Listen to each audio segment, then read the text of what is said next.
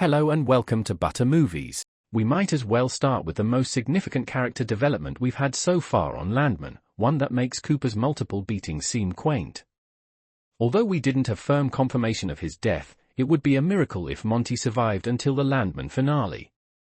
Promoting Tommy to vice president was long overdue and showed Monty's willingness to step aside, but offering Rebecca a full-time position as the VP of Exploration based on her shrewd negotiation skills and killer's attitude alone showed Monty's heart was still business first, people second. Maybe this is the story we've been waiting for that brings Demi Moore's Cami into the story. If Monty is dead or even incapacitated in some way, the business could be in her hands. As sharp as Monty is with business, not having a clear path of succession would seem strange. But he's also the kind of man who takes his longevity for granted with only modified lifestyle changes. As we discussed in the Landman Season 1 Episode 8 review, passing on the joys life offers while allowing your stress level to kneecap your health makes little sense. Like other Taylor Sheridan shows, Landman is, at its core, a soap opera. Leaving the business in Cami's hands while Tommy and Rebecca tried to work together would be incredibly dramatic. Tommy's temper may have a hairpin trigger, but his compassion and empathy are boundless. Rebecca is fresh out of either. The idea of watching them navigate the intricate depths of the oil business is promising. From my perspective, it's a nightmare, and I'm not alone. Nate has no idea what working for Rebecca means, but if she negotiates like she litigates, there's not much hope for building bridges and plenty of certainty for destroying them. Before any new working relationship can begin, whether Monty survives or not, the cartel mess needs fixing. It seemed like a good idea to enlist the military for a round of war games to scare away the cartel. But that theory was tested when the games took actual civilian lives. The reserve commander was panicked. He was under the impression there were no people on that land. Tommy told him there were no oilmen out there. When we first met Rebecca, she revealed the heart of an activist.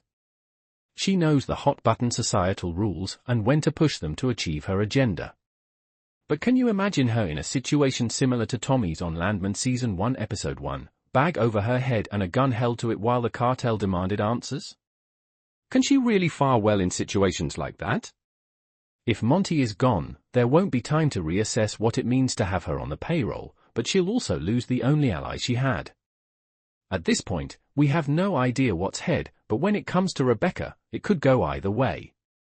Angela and Ansley continue to provide the show's comic relief. During the promotional interviews for Landman, the sentiment was that the series was funny, Sheridan's funniest to date. Other than Ansley and Angela, there isn't much to giggle at here. Life is interwoven with laughter and pain because anything else would see us all falling apart. But for genuine laughs, the women are the focal point. Of course, they want to help the folks at the retirement home fulfill their sexual bucket lists. And, of course, Ansley wants Ryder to help bring them to fruition for the ladies. We can also count on Ansley's constant reminder to Tommy that he asked her to lie to him about what she does, so can he please pretend to believe them in return? At least this time out, we got to know Angela a little better with Tommy's assistance. Angela and Ansley continue to provide the show's comic relief. During the promotional interviews for Landman, the sentiment was that the series was funny, Sheridan's funniest to date. Other than Ansley and Angela, there isn't much to giggle at here. Life is interwoven with laughter and pain because anything else would see us all falling apart, but for genuine laughs, the women are the focal point. Of course, they want to help the folks at the retirement home fulfill their sexual bucket lists. And, of course, Ansley wants Ryder to help bring them to fruition for the ladies. We can also count on Ansley's constant reminder to Tommy that he asked her to lie to him about what she does, so can he please pretend to believe them in return? At least this time out, we got to know Angela a little better with Tommy's assistance. Something happened to Monty Miller, John Hamm, at the end of Landman Season 1, Episode 9, but it's not entirely clear whether he lived or died. As the head of Tommy Norris, Bob Thornton, oil company, M-Tex, Monty is one of the most important characters in Landman. He makes the big decisions about which wells to dig, which rigs to work over, and his story brings the high-stakes business side of the oil industry. It also put him on the giving end of Ariana's, Paulina Chavez, settlement, however, and the massive payout caused his third heart attack. By the ending of Landman Season 1, Episode 9, it seemed like Monty was going to make some major changes because of his heart issues. He named Tommy as the new Vice President of Operations for M-Tex, he offered Rebecca, Kayla Wallace, the job of Vice President of Exploration, and he even said he was going to step back from the job and spend more time with Cami, Demi Moore, and his family. Those changes seemingly weren't enough, however, as Monty's heart rate spiked, and he looked physically uncomfortable just before the episode ended. It's not clear what happened to Monty, but Landman did hint at his fate. Based on how Monty's heart rate spiked and how much pain he was in, it looks like he is either dying or dead in Landman Episode 9. Monty himself said he had a busted, rotten heart, and the constant stress of managing a multi-billion-dollar oil company wasn't doing him any favors. His increased heart rate and physical discomfort could be a sign that he was having yet another heart attack immediately after his third bypass, which would be catastrophic for his health. If Monty didn't already die from his heart complications, he's almost certainly at death's door. There's another hint in Landman Episode 9 that Monty isn't long for this world. The morning after his heart rate increased, Tommy got a call from Cami that didn't go well. While Landman didn't reveal exactly what Cami said, Tommy's response of "I'm sorry to hear that. What can I do? Is there any way I can help?" seems to indicate that Monty is dead. On top of that, the coyote Tommy saw get shot at the end of the episode is heavily symbolic, and it could be a metaphor for Tommy taking Monty's place at M-Tex. Ariana is spooked when Cooper starts talking about their shared future, given that they've only kissed a few times and things are still so weird. She tells him to focus on his own life, but he's got something to say. "I have a dream, but don't know if I have the courage to chase it just for me," he tells her, adding that he's already risked his life and quit his job for her, because he's in love with her. "You want proof that I won't quit?" he asks, lifting his shirt to show her the giant, purple bruise across his chest. "My body is my proof. I took one look at you, and I fell, and I'm still falling." She starts kissing him, but then the doorbell rings, interrupting them again. And she grumbles that God is begging us not to do this. After she dispatches the door-to-door salesman, she climbs on top of Cooper and declares that they're going to find out if they truly have chemistry, and then her son starts crying from his crib. This is God's last warning. "If you don't take it, you're stuck with me," she quips as they keep kissing. Cooper is more than okay with that. Tommy returns home from seeing Monty to find that Angela has made paella and invited Ryder to stay for dinner.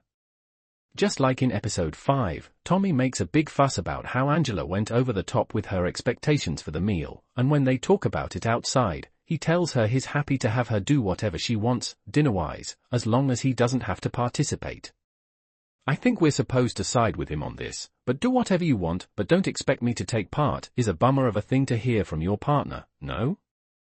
Landman Episode 9 ends with an interesting sequence where Tommy is standing in his backyard after presumably hearing the news of Monty's death. He looks to be contemplating, and he sees a coyote out in the field beyond the yard. He studies it for a moment before the neighbor comes out and shoots it with a rifle, killing it for preying on her pets. There's important symbolism here to break down, relating to the coyote and to the fact that it died, that connects it to Tommy's narrative in the coming. Tommy's expanded role in M-Tex's leadership could also have a big impact on other Landman characters. Angela, Ali Lata, for example, already bemoans how much Tommy works, and those complaints won't go away now that he's a vice president. Cooper's, Jacob Laughlin, decision to start his own oil company will also put him in direct competition with M-Tex, which should put a new strain on the Norris family.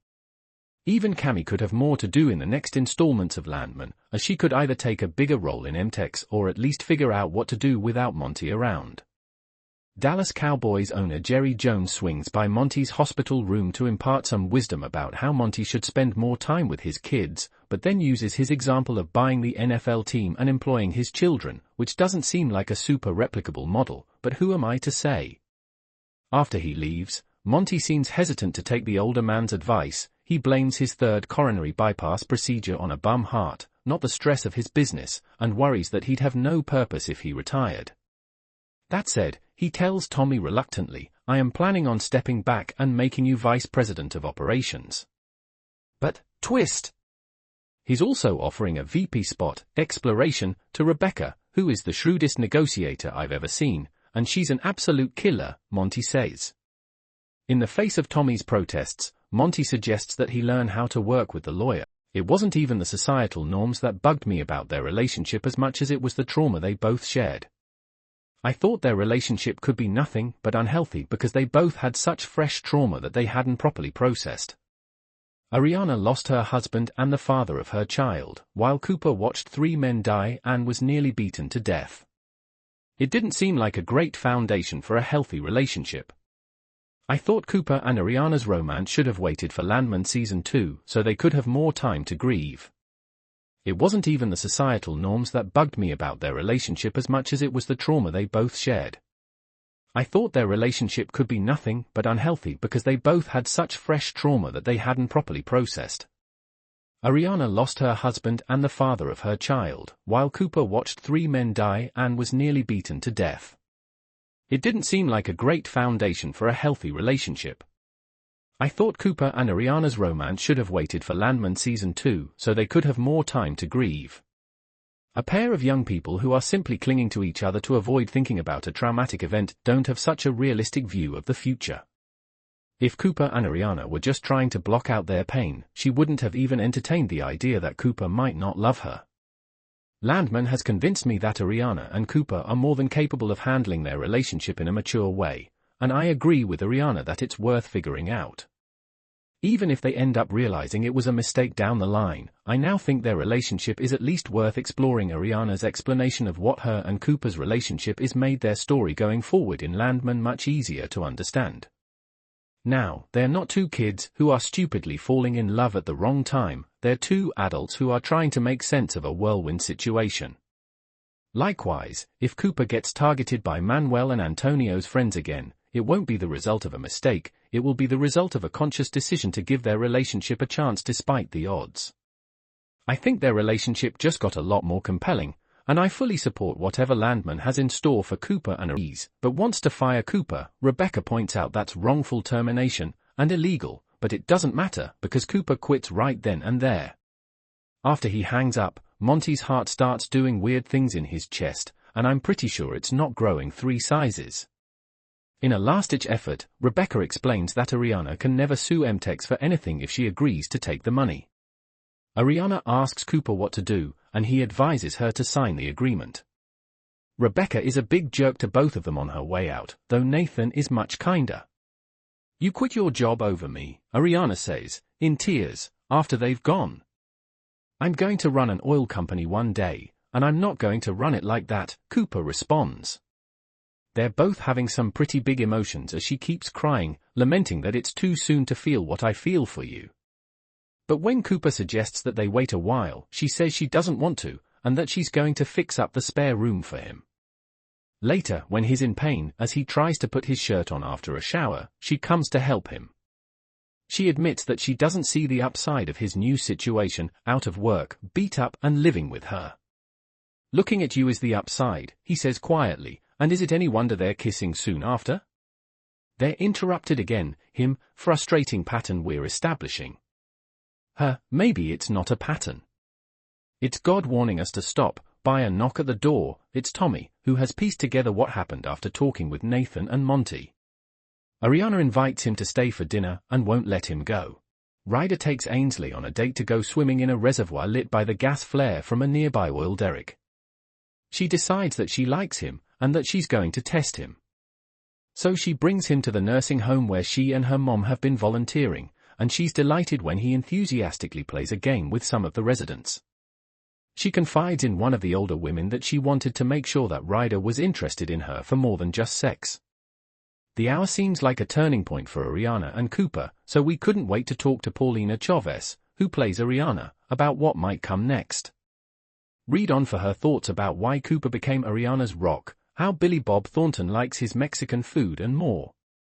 I've changed my mind about Ariana and Cooper Norris's relationship after Landman Season 1, Episode 8, and now I think they deserve to be together.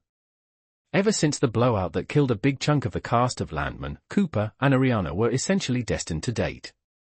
Cooper started helping Ariana around her house, cutting her grass and helping her with her bills. Then, in Landman episode 7, the two finally kissed after Cooper started staying at Ariana's house to recover from his injuries. While I didn't agree with it then, I've changed my mind now. I'm not the only person who had a problem with Ariana and Cooper having a relationship so quickly after the blowout. Rebecca, Kayla Wallace, was furious with them, and even tried to intimidate Cooper into signing the settlement agreement for much less than it was worth. Elvio's friends even tried to kill Cooper for growing close to Ariana, and even Tommy, Bob Thornton, couldn't understand why they were together. The couple did, however, manage to change his mind in Landman episode 8, and they actually changed mine as well. At first, I thought Cooper and Ariana were rushing into their relationship. As Rebecca pointed out, in the span of just 3 weeks, Ariana went from being married to Elvio to sleeping in the same bed as Cooper. Their entire relationship felt rushed, which wasn't helped by the fact that there were constantly outside pressures putting them under even more stress. From Manuel, J.R. Villarreal, and Antonio, Octavio Rodriguez, constantly trying to scare Cooper away to the settlement Rebecca has been trying to get Ariana to sign, Cooper and Ariana just didn't seem to have enough time to actually form a strong bond. 12. Whatever has been growing between Landman's Cooper and Ariana since the series' 3rd episode turns into something real, if undefinable by both parties, in Sunday's hour. Rebecca kicks off the episode by getting Cooper alone in Ariana's backyard and using every bit of that self-assured intensity she displayed during the deposition. The money M-Tex is offering, she says, is enough to set up Ariana and her son for a long time. But if the widow wants to seek damages from the company, well, then we must scrutinize everything. Every family, she threatens. And this? I mean, do you have any idea how bad this looks? Husband dead less than a month and you're sleeping in his king bed? The one person who survived the explosion completely unscathed? She insinuates that he knew exactly what he was doing on the day of the explosion and, in fact, set it up to kill Elvio. I will crucify you to destroy her, and I do mean to destroy, she continues, even though Cooper argues that nothing she's saying is true. I reject your truth, Rebecca replies. I think I'll invent my own.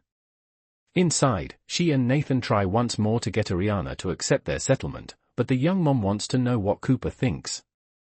$1 million, he says.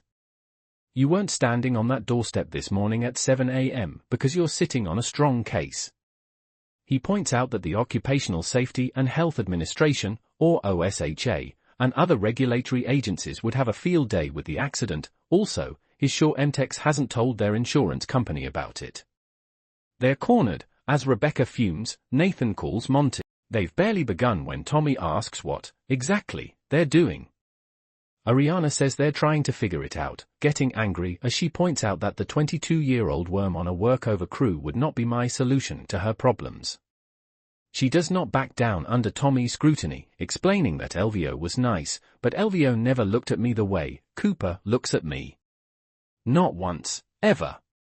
She's on a roll, and it's not long before she's firmly suggesting that Tommy be on his way.